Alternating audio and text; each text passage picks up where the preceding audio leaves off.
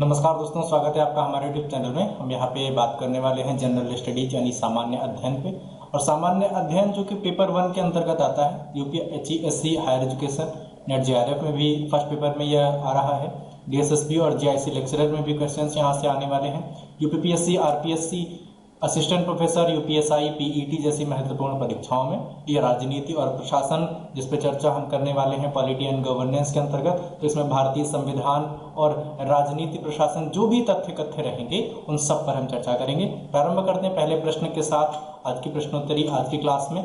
सबसे पहले हम देखेंगे सेट 3 में जो क्वेश्चन है वो सामने लिखा हुआ है। आप सभी को बहुत भली भांति ये सब जान लेना है कि the appointment of a governor in the state is under a article, यानी राज्यपाल की जो नियुक्ति होती है, राज्यपाल गवर्नर, जिसको हम इंग्लिश में क्या कहते हैं, गवर्नर। और ये क्या होता है, जिस प्रकार राष्ट्रपति का कार्य जो होता है केंद्र पे के लिए होता है, ठीक है, उसी प्रकार यह जो राज्यपाल है उसी प्रकार का कार्य यह मुख्यमंत्री के अतिरिक्त राज्य के अंतर्गत करता है। ठीक है, हम देखेंगे। और इसके अंतर्गत हम देखेंगे 153 एक्ट है, 54, 55 या 56। बिल्कुल सही कौन सा होगा, ये होगा सी ऑप्शन। यानी जो राज्यपाल है उसकी जो नियुक्ति होती है वो 155 के अंतर्गत होती है, यानी 155 आर्टिकल के अंतर्गत इसकी नियुक्ति का जो प्रावधान है वो दिया गया है।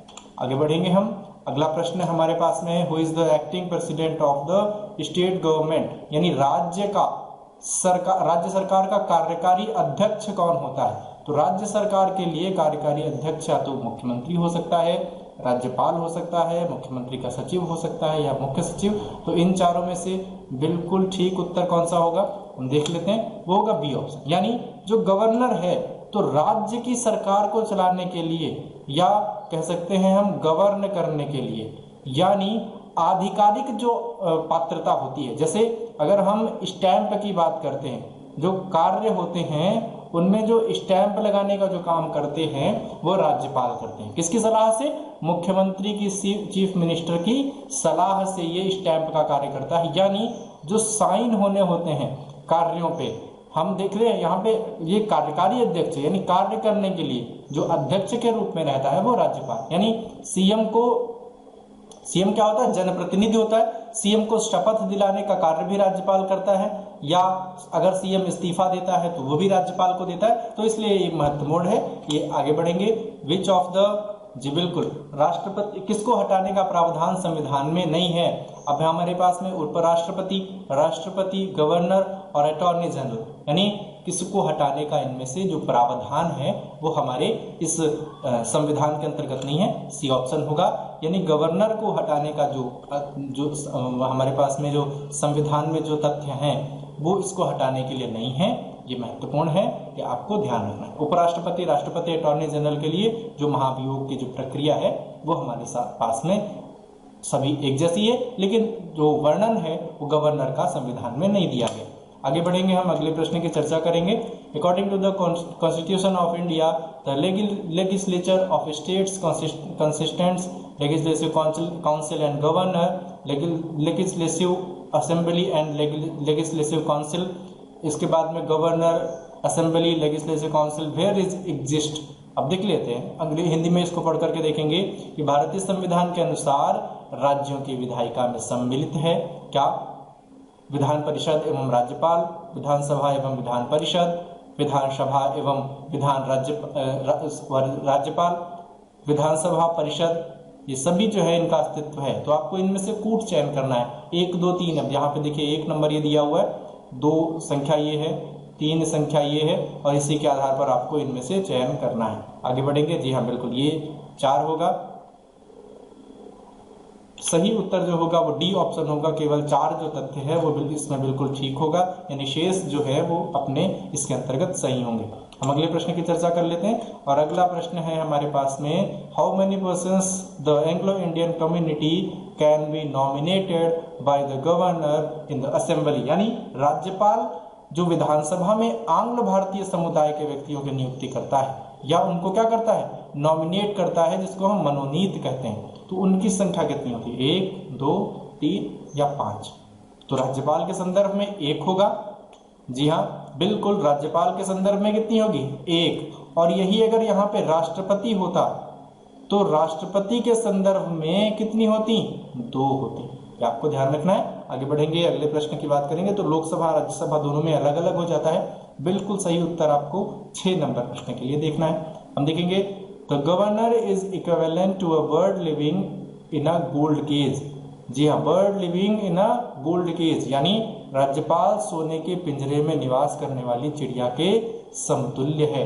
अब सोने के पिंजरे में निवास करने वाली चिड़िया के समतुल्य है, तो ये कथन किसके द्वारा कहा गया? विकल्प है श्री प्रकाश, सरोजनी नायडू, धर्मवीर और जीडी तापसे। इनमें से जो सही उत्तर होगा वो बी ऑप्शन होगा, यानी सरोजनी नायडू जी के द्वारा ये कहा गया। जी हाँ, कि जो राज्यपाल है वो सोने की चिड़िया, सोने के पिंजरे में निवास करने वाली चिड़िया के समतुल्य। आगे देखेंगे, अगला प्रश्न बहुत आसान है। राज्यपाल के अभिभाषण का अर्थ है, तो अभिभाषण यानी जो विधानसभा में बजट का अभिभाषण होता है, budget address of the legislative assembly. विधानसभा परिषद, विधान परिषद का बजट अभिभाषण यानी budget address of legislative council. देखो, विधानसभा, सभा के लिए असेंबली और विधान परिषद, परिषद के लिए काउंसिल, ये आपको ध्यान रखना है। विधानसभा के दोनों सदनों की संयुक्त बैठक में दिया गया भाषण। Speech given at the joint sitting of both houses of the legislature. विधानसभा के दीक्षांत समारोह का भाषण। Convocation of the university. The right answer for this question is C option, यानी आपको विकल्प चुनाव करना है। ये दोनों सदनों की संयुक्त बैठक जैसे होती है, जैसे राज्यसभा लोकसभा की संयुक्त बैठक होती है, उसी प्रकार यहाँ पे भी संयुक्त बैठक होती है, और उसी में जो भाषण दिया जाता है वो क्या कहलाता है? अभिभाषण कहलाता है। ये आपको इसमें ध्यान रखना है। Next question, 8th number question is says that the post of governor remained as the fifth wheel of the car। यानी राज्यपाल का पद गाड़ी के 5वें पहिए के समान। तो fifth wheel of the car says that Nehru, Indira, Rajiv Gandhi और VP Sinha. The right answer for this question is A option, यानी जवाहरलाल नेहरू के द्वारा कहा गया कि राज्यपाल का जो पद है वो किसके द्वारा क्या कहा जाता है? गाड़ी का 5वां पहिए के समान, जो स्टेपनी होती है उसके समान कहा गया। आगे बढ़ेंगे हम। Next question for the this practice set, under which article of the constitution is the chief minister appointed. मुख्यमंत्री की नियुक्ति संविधान में किस अनुच्छेद के तहत की जाती है? विकल्प है हमारे पास अनुच्छेद 153, 161, 163 और 165। The right answer for the question, मुख्यमंत्री की नियुक्ति के लिए हमारे पास में अनुच्छेद 163 है, 163 है, जो कि इंपॉर्टेंट है। तो यह ध्यान रखिएगा। अब हमें राष्ट्रपति का ध्यान रखना है। कहां से कहां तक राष्ट्रपति का होता है? राष्ट्रपति के बाद में हमें संसद भवन के बारे में देखना है। उपराष्ट्रपति पर भी हमें ध्यान रखना है। उपराष्ट्रपति की नियुक्ति भी किस प्रकार से होती है या उसके लिए कौन कौन से प्रावधान है, कहाँ पे उसका वर्णन है। सुप्रीम कोर्ट और हाई कोर्ट जैसे यानी SC और HC, इन सभी के बारे में बहुत अच्छी तरीके से हमें ध्यान रखना है। नेक्स्ट क्वेश्चन हम देखेंगे। अगला प्रश्न जो हमारी इस प्रश्नोत्तरी का है वो कौन सा होगा? The chairman of the delimitation commission, यानी डेलिमिनेशन कमीशन क्या होता है? परिसीमन आयोग। बहुत महत्वपूर्ण है। परिसीमन आयोग का अध्यक्ष कौन होता है? राष्ट्रपति, गृह मंत्री, मुख्य चुनाव आयुक्त या फिर प्रधानमंत्री। और सही उत्तर होगा सी। बहुत इंपॉर्टेंट क्वेश्चन, आपको ध्यान रखना है। बहुत सारे संगठन है जिनका अध्यक्ष कौन होता है?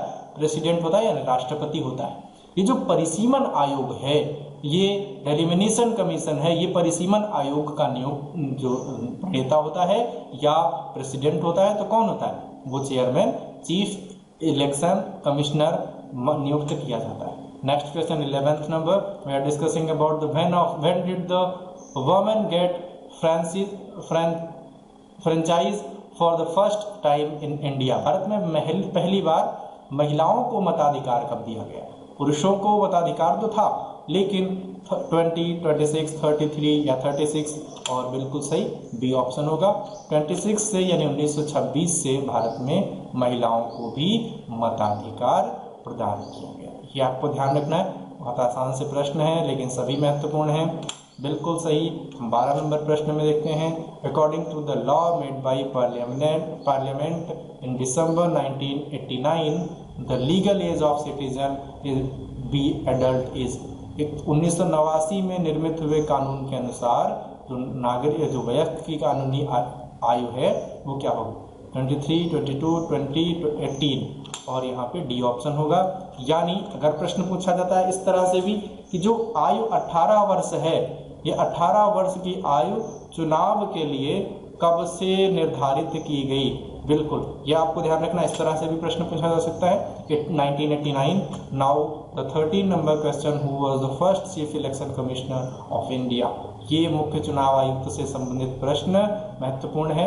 जीवी मावलंकर, टी स्वामीनाथन, के सुंदरम, सुकुमार सेन। और आसान सा प्रश्न का आसान सा उत्तर, Sukumar Sen is the first chief election commissioner यानी मुख्य चुनाव आयुक्त। 14 number question is that which amendment of the constitution is related to anti defection law, यानी दल बदल विरोधी कानून। एंटी डिफेक्शन लॉ क्या हो जाएगा, दल बदल विरोधी कानून। ये दल बदल विरोधी कानून के लिए जो संशोधन है वो कौन सा संशोधन होगा, 51, 52, 54, 53। The right answer for this question is B, यानी यहाँ पे दोनों के ऑप्शंस होंगे 52 यानी बी और सी दोनों ही राइट होगा। तो 52वां संशोधन जो है संविधान संशोधन वो दल बदल विरोधी कानून से संबंधित। नेक्स्ट क्वेश्चन 15 नंबर थोड़ा सा बड़ा है, आपको ध्यान रखना है कि according to the priority warrant which of the following is the correct descending order. हमारे पास में जो मुख्य तथ्य हैं वो क्या है, भारत का महान्यायवादी अटॉर्नी जनरल, ठीक है, उच्चतम न्यायालय में न्यायाधीश, संसद का सदस्य, संसद सदस्य और राज्यसभा उपाध्यक्ष। ये 4 हमारे पास में तथ्य हैं, इन्हीं को हमें सीरियल ऑर्डर में लगाना है। तो राइट आंसर हमें बी ऑप्शन मिलेगा। उच्च न्यायालय का जो न्यायाधीश है सीरियल ऑर्डर में सबसे बड़ा वो होगा, उच्चतम यानी SC, सुप्रीम कोर्ट का जो न्यायाधीश है सबसे बड़ा कौन होगा, वही होगा। इसके बाद में फिर राज्यसभा के उपाध्यक्ष, जी हाँ, राज्यसभा का अध्यक्ष कौन होता है, वो तो उपराष्ट्रपति होता है, तो उसका पद तो बड़ा ही हो जाएगा। इसके बाद में फिर भारत का महान्यायवादी यानी अटॉर्नी जनरल होगा। द नेक्स्ट वन संसद के सदस्य, इसके बाद में जो वरीयता क्रम आता है वो संसद के सदस्यों का है। तो इस तरह से आपको ये सही चीजें हमने आपको प्रोवाइड कर दी। आप हमारी प्लेलिस्ट में जाकर के देख सकते हैं, जो डिस्क्रिप्शन है वीडियोस का, जहाँ पे महत्वपूर्ण रूप से हमने बताया हुआ है।